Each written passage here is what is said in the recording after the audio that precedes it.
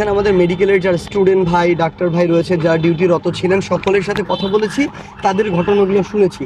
গতকালকে যে ঘটনাগুলো হয়েছে এগুলা কোনো দিনও প্রত্যাশিত ঘটনা নয়। আমরা আমাদের জায়গা থেকে কোনো দিন এটাকে সমর্থন করতে পারি না। আমার একজন ডক্টর ভাইকে না জেনে না শুনে, উনি ওইটার সাথে ইনভলভ কিনা, ওনার কোনো দায় আছে কিনা কিচ্ছু না জেনে তাকে ফিজিক্যালি অ্যাসল্ট করতে, অর্থাৎ মারতে মারতে এখানে নিয়ে আসা হয়েছে ডিরেক্টরের রুমে। এটা কি কোনো একজন সুস্থ মানুষ করতে পারে? এটা পুরো বাংলাদেশের একজন সুস্থ স্বাভাবিক মানুষ কোনো এটা মানতে পারে না। আমরা ওইটা মানতে পারি না। ওনাদের জায়গা থেকে ওনারা বেশ কয়েকটি দাবি জানিয়েছেন। এর মধ্যে আমাদের প্রথম যেটি জানিয়েছেন সেটি হচ্ছে যে ওই যারা এই কাজগুলোর সাথে জড়িত ছিল, এই দুর্বৃত্ত, আমরা তাদেরকে সন্ত্রাসী বলবো, যারা এই কাজগুলোর সাথে জড়িত ছিল তাদেরকে যেন গ্রেফতার করা হয়। আমরা শতভাগ একমত। আমরা বলি যে তাদেরকে দ্রুততম সময়ের মধ্যে, সম্ভব হলে আজকের মধ্যে গ্রেফতার করা হোক। এবং দ্বিতীয়ত বলেছেন যে এখানে নিরাপত্তা নিশ্চিত করতে। অবশ্যই আমার একজন ডক্টর মানুষের সবচেয়ে ক্রিটিক্যাল টাইমে তাকে চিকিৎসা দেন, তার যদি নিজের নিরাপত্তা না থাকে তাহলে তিনি কিভাবে একজন রোগীকে তার সর্বোচ্চটুকু দিয়ে সেবা দিবেন? এটা তো সম্ভব না।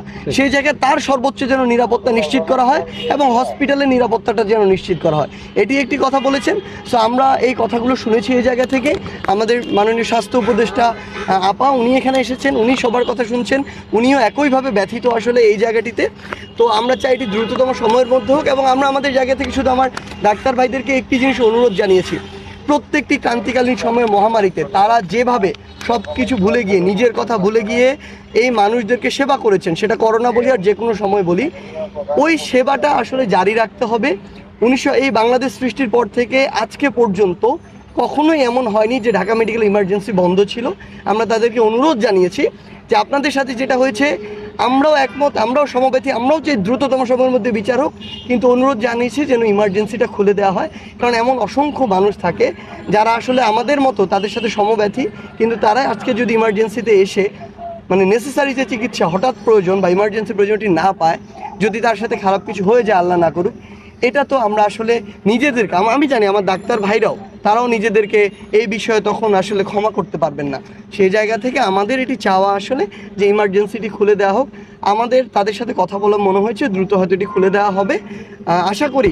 আর আরেকটি জিনিস আমি স্পষ্ট করে বলতে চাই, ডাক্তার ভাইরা আমাদের যে দাবিগুলো জানিয়েছে, আমরা আজকে যেহেতু বলেছি আমরা এটার সাথে একাত্মতা ঘোষণা করছি, যতক্ষণ পর্যন্ত তা না হচ্ছে ততক্ষণ পর্যন্ত তারা যেমন কথা বলবে তাদের হয়ে আমরাও কথা বলবো।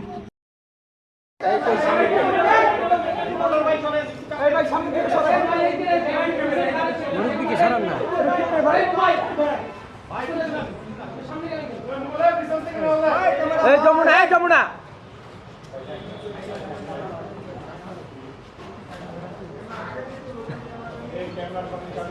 আপনারা দেন না তো সামনে মোবাইল আপনি থাকেন যেখানে সেখানে থাকেন।